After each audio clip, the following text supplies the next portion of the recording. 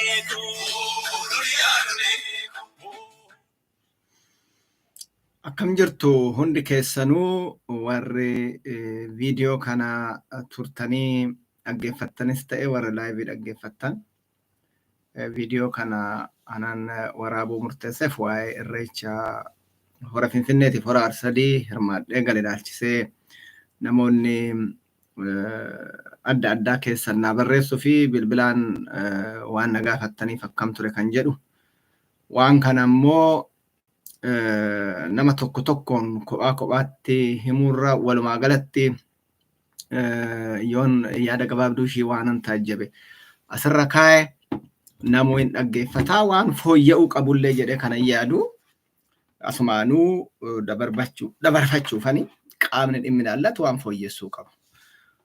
Akkasumas kuni mootummaas ta'e hirmaattota jechuu kooti. Jalqaba irreechi bara kana akkuma yaadattan falmii guddaatu ture. Kunis waa'ee amantiitiin fi aadaadha moo amantiidha kan jedhu hirmaachuu qabna hirmaachuu hin qabnu kan jedhu irratti dibeetii guddaatu ture. Yeroo san waan san keessa seennee ho'isuu hin barbaanne inuma callisuu filannee sababiin isaatis warri waan kana afarsaa jiru alagaa afaan keenya barate malee Oromoota akka hin ta'e waan hubanneef waan kana kaafnee falmii akka ta'u hin barbaanne. Fuulduraaf garuu qulqulleessuudhaaf tokkoffaa irreecha namni kan dhaqu fedhii ofiitini. Namni nama dirqee irreecha dhaquu qabda. Yoo ati irreecha dhaquu baatte ati Oromoo hin taatu yookaan Oromummaa keetti sirraa fudhatama kan jedhu hin jiru. Inni lammataa immoo irreechi kun amantiidha moo aadaadha kan jedhu yeroo dheeraadhaaf wal falmisiisaa ture. Bara immoo hunduma caalaa wal falmisiise. Maaliif alagaan nu gidduu seenee shirkitiidha jechaa baanii. Kun immoo amma wagguma fuulduraatiifuu akka clear ta'uuf amantii ofii abbumatu murteeffata. Waan itti amanus abbaatu murteeffata. Amantiin tokko garuu eenyummaa keessarraa mulqee aadaa keessarraa mulqe taanan inni amantii odoon ta'in gabroonfataadha jechuudha.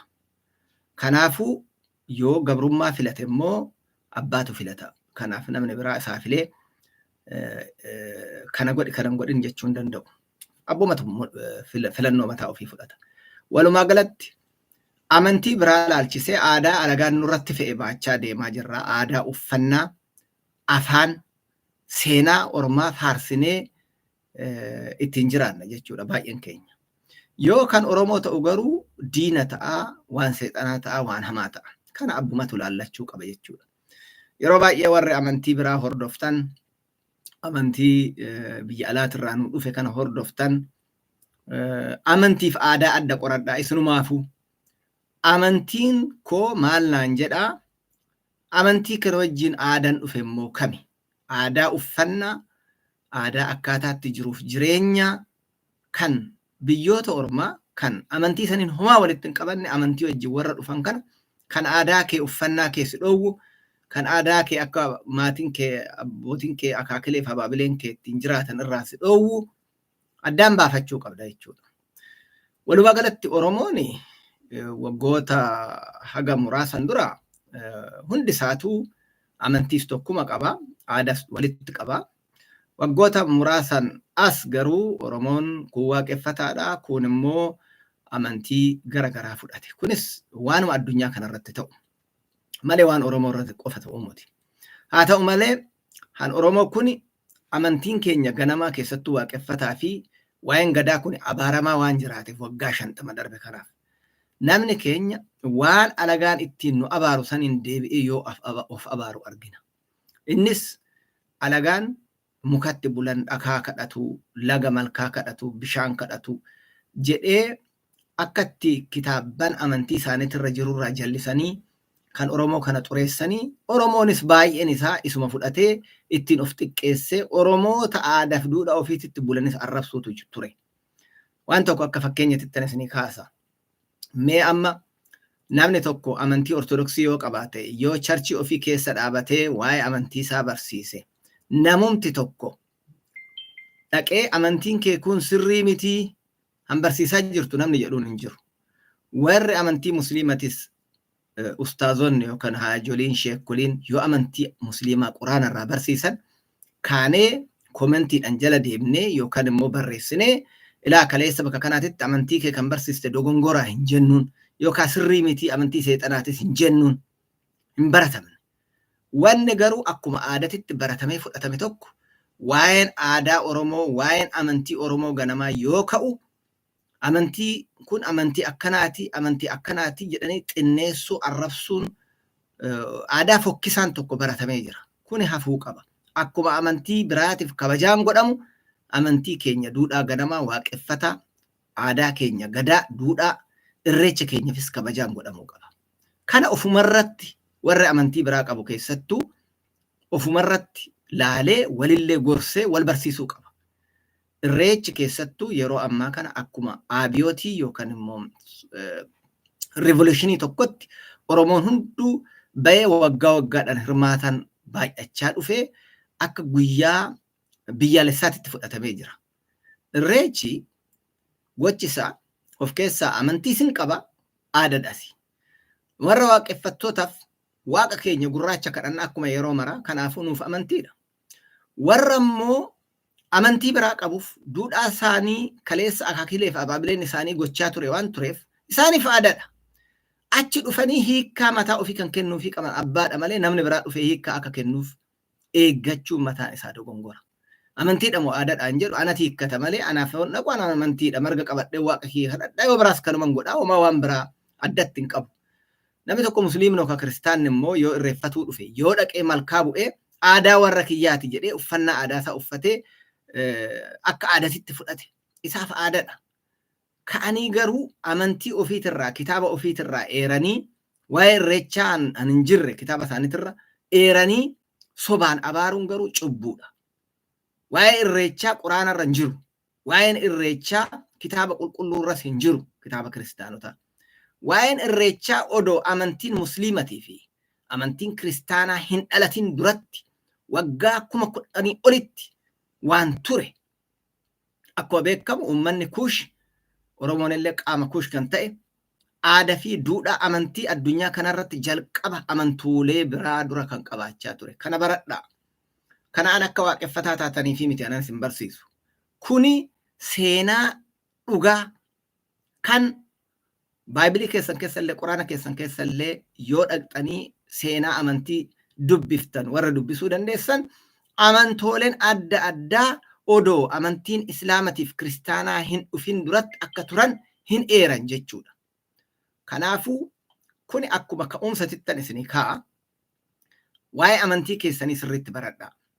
Amantii musliimaa fakkeenyaaf yoon kaase quraana keessatti amantii biraa tuquun mataan isaa akka cubbuutitti kaa'ee amantii ormaa hin tuqinaa yoo amantii ormaa tuqxan keessanillee isin jalaa arrabsama hin xinnaata.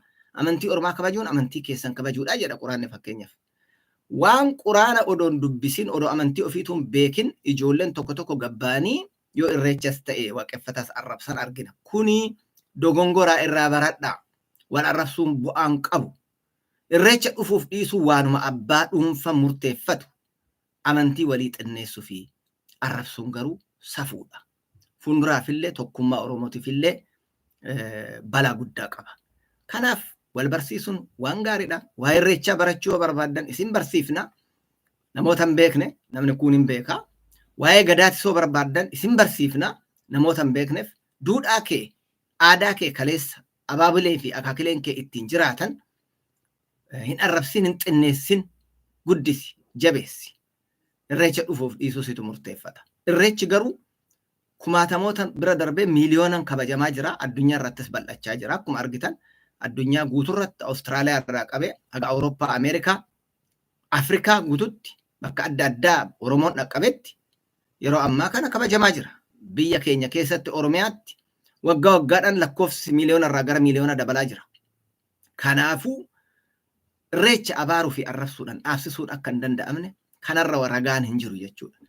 Wanni gaarii ta'u abbaan murteeffatee irreechaaf kabajaa kennu dhaquuf dhiisuu garuu ofiif murteeffata. Hunduu akka sabaatitti irreechan ittiin boona malee waan qaana'u miti. Saboonni biraa irreechan boonanii dhufanii yeroo ammaa kana hirmaachaa jiran irreecha irratti jechuudha. Kan biraa barana irreecha hora Finfinneetii fi irreecha hora Arsadii dhaqee hirmaadhee galeen jira. Amma biyya Norweetitti deebi'een jira. Hiriyoonni koo akkasumas qeerroof qarreen warri wajjiniin jimaataa qabee aga sanbata guddaa galgalaa dhiichisaa turre, sirbaa turree fi yaada wal jijjiiraa turre baay'ee galatoomaa isiniin jechuun barbaada. Warri wajjiniin yeroo gaarii dabarsine guddoo galatoomaa. Asirraan aansee irreecha baranaa kanarratti biyya keessatti irreechi yoo gaggeeffamu keessa deemee ilaaleen jira. Ofiifis hirmaadheen jira. Qeerroo wajjin Finfinnee keessa ala bulee ilaaleen jira. Miilan deemee argeen jira. Waan ta'e sanirraa wanna gaarii fi wanna fooyyeffachuu qabnu. Kana hoon jedhu barana waan hedduu nama boonsu irreechi keenya nagaan xumuramuu danda'uun isaa waan yeroo maraa nu boonsu jechuudha. Bakka adda addaatirraa irreecha odoo hin jalqabin duratti sodaa adda addaatitti ture haala nageenyaa biyya san keessa jirurraa. Haa ta'u malee irreechi akka waliigalaatitti haala gaariidhaa fi nagaatiin xumuramuun isaa hedduu nu gammachiise, Oromoo hundaa gammachiise jechuudha. Walumaa galatti biyya san keessatti waan gaariin barana irreechi yoo kabajamu godhame maali? Han jedhu akka keessummaa tokkootitti waanan arge, isinis waan argitan qabdu, namoonni dhaqaniin arginiif akka hubataniif, warra nagaa fattaniif. Tokkoffaa biyya san keessatti haala ta'een beeknan faajjii abbaa gadaa yookaan alaabaa abbaa gadaa magaalaa Finfinneetiif magaalaa Bishooftuu guututu uwwifame, faayame. Kun kana dura xiqqoo godhama malee akka baranaa kanatti xiiqidhaan hin godhamne. Kuni baay'ee nama gammachiisa. Kanumaan waliin wal qabsiisee dhaabotiin siyaasatis alaabaalee dhaabotii kan ta'an qabatiniin dhufne harka irra caalaa jechuun nan danda'a. Gama mootummaatinis kabajamee jira haalli kun. Wannan argeen dubbadha. Namoonni baay'een waan mootummaan godhe gaarii barreessuu kootitti keessattuu alaabaa laalchisee Finfinnee gubbaashii faaya mootummaan godhe keessallee Finfinneen faayamuu qabdi. Diinagdeenaan Oromoo ta'uu danda'uu qaba jechuu kooti yeroon kaa'u namoonni atis PP taatee jedhanii naa barreessaa turanii baga dabalamte yookaan ida'amuu isa jedhu tokko pirinsipilii biyya sanii. Ani waanan arge haqa dhugaa waan gaarii mootummaanis hojjete dubbachuun nuuf gaariidha. Waanuma mara xiiqeffannee junuunfannee abaaruun aadaa nutti barate ta'uun qabu. Mootummaan gaarii hojjete faarsinee hamaa hojjete qeequun waan guddinaaf jijjiirama fuuldurumatti illee biyya keenya keessatti argachuu dandeenya. Kanaaf mootummaas ta'e garee mormitoota gaarii kan hojjetan faarsinee hamaan hojjetan immoo qeequu qabna, gorsuu qabna, jalluu sanarraa deebi'a jechuu ni danda'u qabna. Namni tokko mootummaan gaarii hojjete yoo dubbate bakkumatti mootummaatti dabalame jenneetis yaaduun nurra hin jiru. Waan aadaan waan gaarii eebbisuu kun hin barataminiif dafee namni nama maras ta'uu baatu namni harkirra caalaan negatiif konkuluushin ragaa.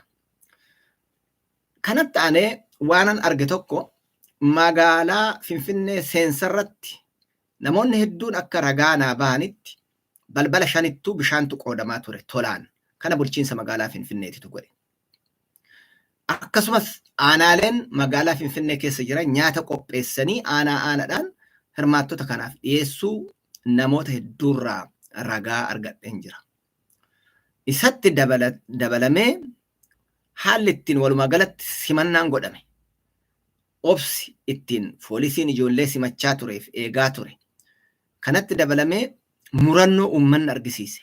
Xiiqidhaan bahee rakkoo adda addaa keessa darbee jireenya qaala'ee fi haala nageenya rakkina nageenya Oromiyaa keessa yeroo ammaa kana jiru uummata gama tokkoon beela'aa jiru uummata gama tokkoon waraanaan dhumaa jiru kanuma keessa bahee daangaa haga daangatitti kara bahaatiin kara dhihaatiin kibbarraa kaabarraa Oromiyaa barana irreecha Finfinneetii fi irreecha hora Arsadiit irratti kan hirmaate rikoordii haaratu galmaa yoon jedhe sobaa miti namoonni baay'een ragaa ta'anii jiru.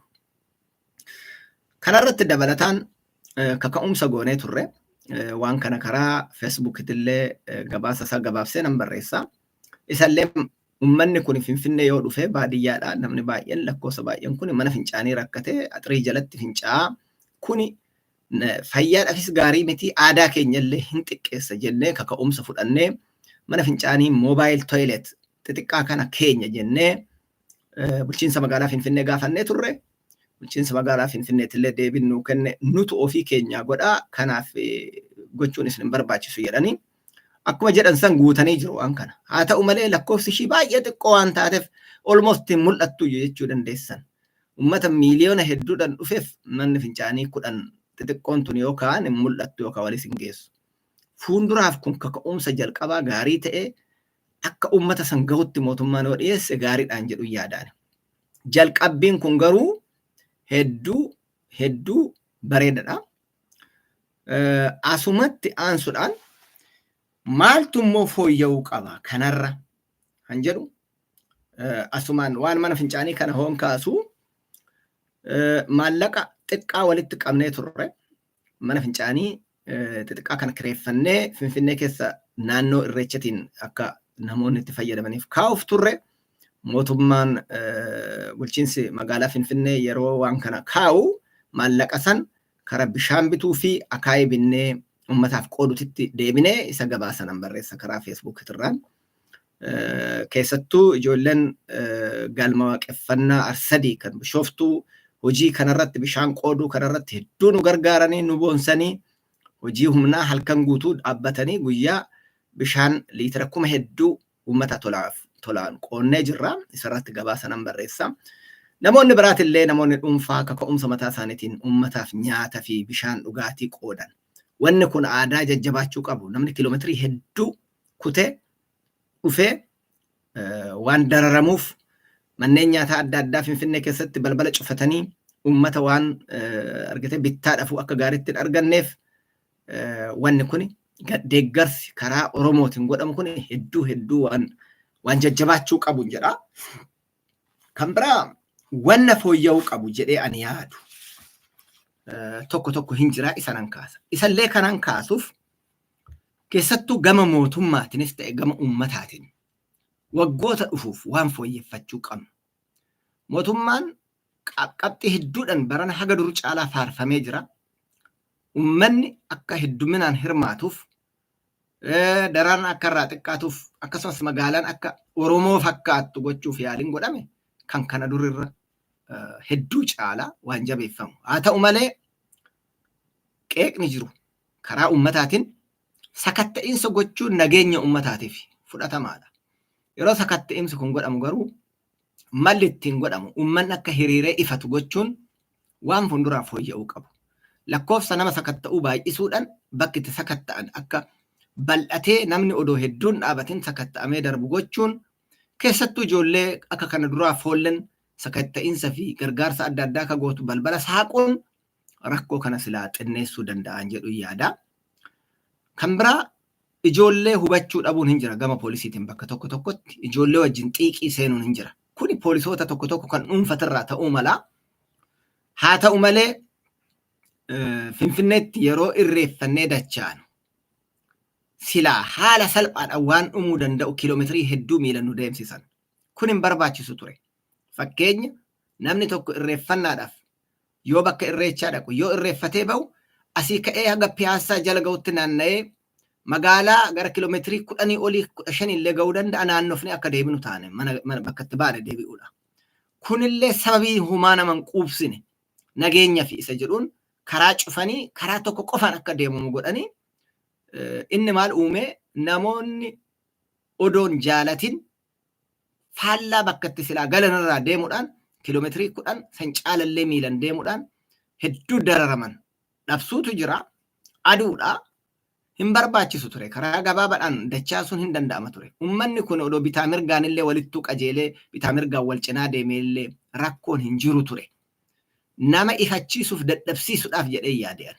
Tarii irreecha hora arsadiitirraa nama xiqqeessuudhaaf ifachiisanii kan jedhullee namoonni adda addaa shakkii kaasaa turan. Kun waan fooyya'uu qabu gama mootummaatiin. Kan biraa asumaan dabalatee odoo dunkaanni hedduun magaalaa keessatti dhaabbatee jiraate ijoolleen qorra keessatti gubachaan bultuu ture. Kunillee waan fuulduraaf bulchiinsi magaalaa Finfinnees ta'ee Oromoon odoo sponsor godhee dunkaanota adda addaa dhaabanii hedduu gaariidha warra bakka bultii dhabee karaarra ciciisaa bule akkuma sooshaal miidiyaa irratti argitan ijoolleen karaarra ciciisaa bulte. Kan biraa wanni kara hora arsadii yoo deebine magaalaa Bishooftuu seenuudhaaf geejjibni turee jira dhugaadha. Haalli adda addaas qindaa'ee jira. Haa ta'u malee namni tokko yoo ofii isaatii konkolaataa oofee gara Bishooftuu deemu Bishooftuu seenuu hin dandeessu isa jedhu waraqaa paas jedhu qabaachuu qabda isa jedhu akka sababaatitti dhiyeessanii karaa hedduu sa'aatii 3 ol miilan nama deemsisu irratti konkolaataa nama dhaabsisanii miilan deemi namaan jedhan jechuudha. Karaa biraatiin kaadireewwan mootummaa waraqaa paas jedhu san qabachuudhaan konkolaataadhaan sirbaa nama bira darban. Kuni cubbuudha. Uummanni Oromoo miseensa PPs ta'e kan miseensan ta'e wal qixxeedha.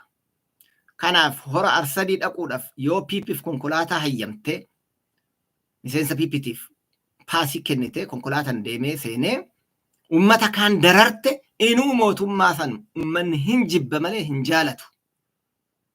Kanaaf yoo tarii kun dhiibban akkanaa kun fuulduratti namni akka PP seenuffaa ta'e PP irraa fageessa malee PP ittiin dhiyeessu kun cubbuudha. Waaqni hin jaalatu namni hin jaalatu.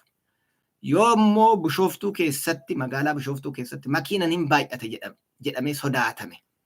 Magaalaa irraa kiiloomeetirii 1-2 irratti dhaabuun hin danda'ama ture. Daanguma magaalaa bakka adda addaa makiina dhaabsisuun hin danda'ama ture.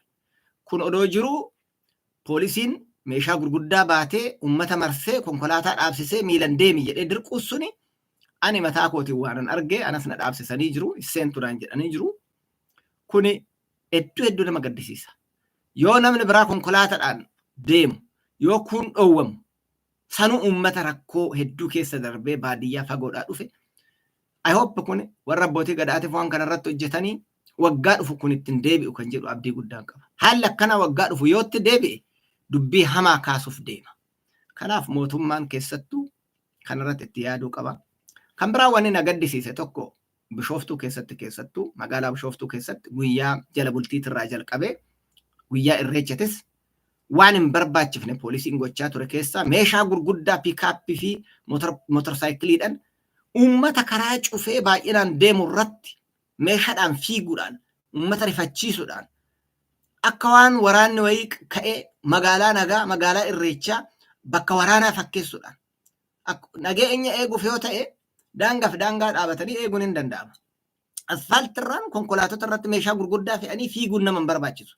Sanuu fiigichi isaanii immoo fiigicha hamaa uummata kumaatamaan karaa cufee jiru irratti kuni baay'ee na gaddisiisa. Hunduma caalaa kan na gaddisiisa immoo yeroo irreechaaf deemnu marga qabannee deemaa jirru karaa cufee uummanni sirbaa deemaa jiru, uummanni faarsaa deemaa jiru, motoraa fi piikaappiidhaan meeshaa gurguddaa fe'anii hedduu kutanii deeman. Poolisii safuu baradhaa. Uummata irreechaaf ba'aa deemaa jiru hedduu hin kutan addaan. Daangaa gortanii deemuu hin dandeessan turte. Garuu beekatiif natti fakkaata. Uummata dararuuf, rifachiisuuf, waan hin barbaachifne kaasuuf. Odoo uummata Oromoo uummata nagaa ta'e malee konkolaataa dhiisii waan barbaadde qawwee baadhu uummatatti fuulduraa isaa irreecha qabatee deemaa jiru odoo ta'e karaa irraa siin sokku ture. Balaa guddaa kaasa ture kuni. Uummanni biyya keenyaa Oromoon garuu safuu guddaa waan beekuuf jalumaa goree dabarsaa ture. Poolisiin gocha akkanaa kun gocha ga'eedha. Ajajni akkanaa yoo isinii kennamellee hin fudhatinaa. Safuu keessa waan cabsu, uummata waan sodaachisu. Bakka lolliif waraanni hin jirretti akka waan lolliif waraanni jiru uummatarra meeshaa gurguddaadhaan fiiguun uummata tariitii diina sodaachisu yoo ta'e diina keenya warra jettan sodaachisu yoo ta'e ittoo hammeessa malee hin sodaachisu. Inni kun waan fooyya'uu qabu. Kan biraa tokko abboota gadaa waan fooyyeffachuu qaban keessaa tokko. Abbootiin gadaa baay'ee viizibili hin turre yookaan mul'atan ture. Kana dura kan argine muuxannoon nu qabnu irreecha irratti abbaan gadaa akka uummanni argutti bahee rakkoolee uummataa kanaaf immoo hiikaa kennaa jedhee bakkatti mootummaa wajjinan dubbachuu qabu abbaa gadaati. Yeroo uummanni kun kiloomeetirii kana mara miilan deemu, dararamu, karaan dachaafamu. Abbaan gadaa bahee uummatan dararinaa jechuu danda'uu qaba ture. Haa ta'u malee sodaan gara abbootii gadaa waajjira aktiif ta'e amma jiru kanaan sodaa mootummaaf qaban sirrii miti. Uummata bakka bu'anii an dubbachuu danda'u isaani malee namni tokko dhuunfuma isaatiin ka'ee mootummaatti dubbachuu hin danda'u. Isaan silaa abbaa irreecha kanaa, abbaa qophii kanaa ta'anii gabbaanii uummatarraa mootummaa gab godhuu danda'u isaan ture. Kuni hanqina abbootiin gadaatillee fooyyeffachuu qabani jechuudha. Hanqina guddaadha. Asirratti karaa dargaggootiin wanni ta'e tokko hora Finfinnee yeroo irreeffachuudhaaf dhaabbannu abbootiin gadaa yeroon dhufuu didanii waan turaniif hiriirri baay'achaa namni dhiibbaan guddaa wal dhiibaa guddaa waan tureef achi keessan ijoolleen dargaggootaa alaabaa ABO dhoksaan qabatanii seenanii ol wal baatanii alaabaa qabatanii iyyanii siqsanii jeequmsa guddaatu ture. Yeroo kana poolisoonni baay'ee cinqamanii turani, uummannis baay'ee cinqamee ture. Maaliif balaan akka bara 2016 sun deebi'uu hedaa jedheellee yaadda'e baay'eetu jira. Yeroo kana namoonni jajjaboon ofuma akka ka'umsa ofiitiif ijoollee tasgabbeessanii poolisiis tasgabbeessan galata guddaa qabu. Wal dhiibuun an biraa tokko immoo wal dhiibuun kun mataan isaa walirra deemanii wal fixuu waan fiduuf hora Finfinneetirratti rakkoon akkasii dhalateetu oole almost daangarra ture. Wal dhiibuu hammanan jedhame. Irreechi guyyaa guutuu irreeffachuun hin danda'ama. Ani dura irreeffadheedhaaf yookaan dura irreeffadheedhaaf wanni ta'uuf hafu hin jiru. Uummanni keenya waan tana dammaquu qaba. Dargaggeeyyan keessattuu humni haaraan kun haalli ittiin hora Finfinneetirratti wal dhiibdan suni nama hedduutu du'uu danda'a. Ijoollee baay'eetu feent ta'ee of wallaalee baatanii bishaan itti naqaa turan. Maaliif wal dhiibuu hamaa waan tureef. Namni miileenni bahee wal dhiibe wal fixuutu dhalata. Kanarraa walirra deemanii wal fixuurra dabaree eeggatanii hiriiranii abbootiin gadaa seenanii eebbisanii booda dabareedhaan wal kabajuudhaan odoo waliin darbin waliin dhiibin irreeffachuun aadaa nuu ta'uu qaba. Wanni kun waan keessattuu dargaggoonni itti yaaduu qaban. Akka itti wal dhiibichi ture suni balaa guddaa waan dhaqqabsuu danda'u ture. Karaa biraatiin ijoolleen tokko tokko qaamanan argee dubbisee fi naafis keessan barreessan namni hedduun tishartii uffate irratti bokkuu abbaa gadaafaa waan qabuuf kun sirrii miti uffachuun qabdan jedhanii ijoollee hidhaa turanii. Ijoolleen hidhamte kun bakkumatti gadhiifamtee kun immoo hidhaa jiru haga amma. Ilaa mootummaan ijoolleen bokkuu gadaa waan godhatteef hidhuu odoon ta'in bokkuun gadaa maali jedha baradha.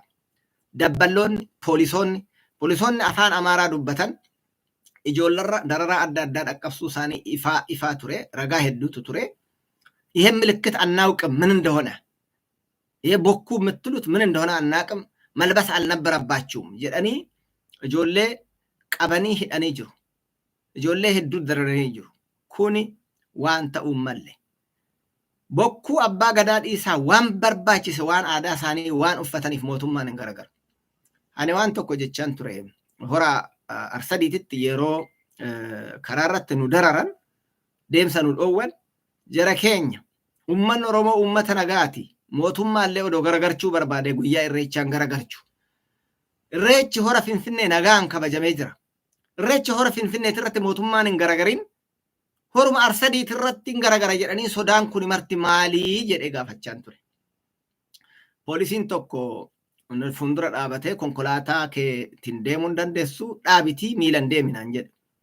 Hin deemuu maalifan miilan deemaa hora maalif miilan deemaan jedhuun gaafadhe. Poolisiin kun ajajaa poolisoota naannoo saniiti. Ajajaadha isa yaamanii fidanii natti.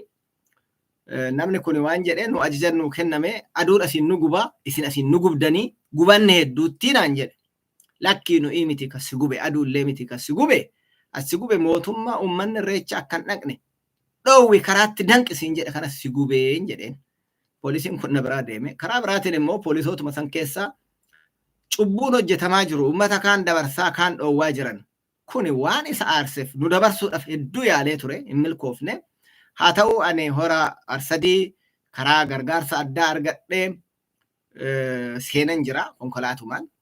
Inni garuu ani waanan seenuu danda'eef odoon ta'in ummanni martuu akkasumas seenuu danda'u qaban konkolaataadhaan. Odoo miseensa PP'n ta'in namni martuu wal qixa hora Arsadii daangaa malee seenuu danda'u qaba. Kana mootummaan baay'ee itti yaaduu qaba. Egaan walumaa galatti irreecha bara kanaa kan hora Arsadiitii fi hora Finfinnee hirmaadhee waanan arge kana waan biraa yoo gaafii qabaattan keessan naa barreessitan bal'inaan deebisuu nan danda'a. Warri immoo PP seentee jettanii shakkitan illee shakkina. Ani PP seenne garuu odoon seenee illee itti amanee seenee asumarraan isinii ibsa jechuudha. Akkuma kanan amanee seenee jedhee. Yeroo ammaa uummanni keenya dararaa guddaa keessa jira. Beela keessa jira. Nageenyi hin jiru biyya keessatti. Waraana guddaa gaggeeffamaa jira mootummaa fi waboo gidduutti. Kana uummanni keenya maanguddoonni abbootiin gadaa hayyoonni Oromoo mari'achuu qabu. Uummanni keenya lafarraa duguugamaa jira. Irreecha bara kanaa Oromoon gadda guddaadhaan kabaje. Waan nageenyi hin jirree fi dararaan akkanaa jiruuf uummanni irreecha haa dhiisu jechuun garuu sirrii miti. Namoonni baay'een irreecha akkamitti kabajan odoo uummanni keenya dhumuu jechaa ture. Keessan barreeffamaanis sooshaal miidiyaa irrattis. Oromoon bara wayyaanee rasaasni akka bishaanii itti gadi roobu sanuu achuma keessan irreessa isaa kabajachaa irreechatti fayyadamee qabsaa ture. Haa ta'u malee fuuldurattis taanan Oromoon faloon rakkoo isaa kan ta'u wala waraanuu fi qawweedhaan odoon taane karaa nagaatiin taa'ee mari'achuudhaan qofa dhaamsa jedhuun qabaan. Abbootiin gadaatis kana jechaa jiru. Maanguddoonni fayyoonni hedduun kana jechaa jiru. Oromoon kaka'umsa ofiitiin gaafii mootummaadhaaf dhiyeessuu danda'uu qaba. Dubbii waraana ammaa kana karaa nagaatiin haa xumuraman jedhu mootummaa irratti dhiibbaa guddoo gochuu qaba. Nagaa buusuu kan danda'u, karaa saaquu kan danda'u mootummaadha. Han humna qabu kan biyya san bulchu mootummaadha. Mootummaan amma jiru kuni maqaa Oromootiin achi jira. Haa ta'u malee han dhumaa jirus Oromoodha. Kanaaf yaa ummata Oromoo teessanii mootummaa qofa haga inni hayyama isaatiin nagaa buusutti eeguu odoon taane carraa jiru maraan mootummaa irratti dhiibban godhame warra opposition waboo irrattis dhiibban godhame gama mararrattuu dhiibban godhame karaa nagaatiin ummanni keenya waraana kana keessa ba'uu danda'uu qaba dhaamsa jedhuun qaba carraa kanatti fayyadame. Kanaaf waan na dhaggeeffattaniif hedduu galatoomaa ulfaadhaa. Dhugaa dubbachuudhaaf ummanni keenya waggaa kana nu boonsee hedduu boonnee irreechi bara kanaa han yoomumaa caalaa ummanni Oromoo walitti dhufee ittiin boonaa ture. Galatoomaa jechuun barbaada. Ulfaadhaa.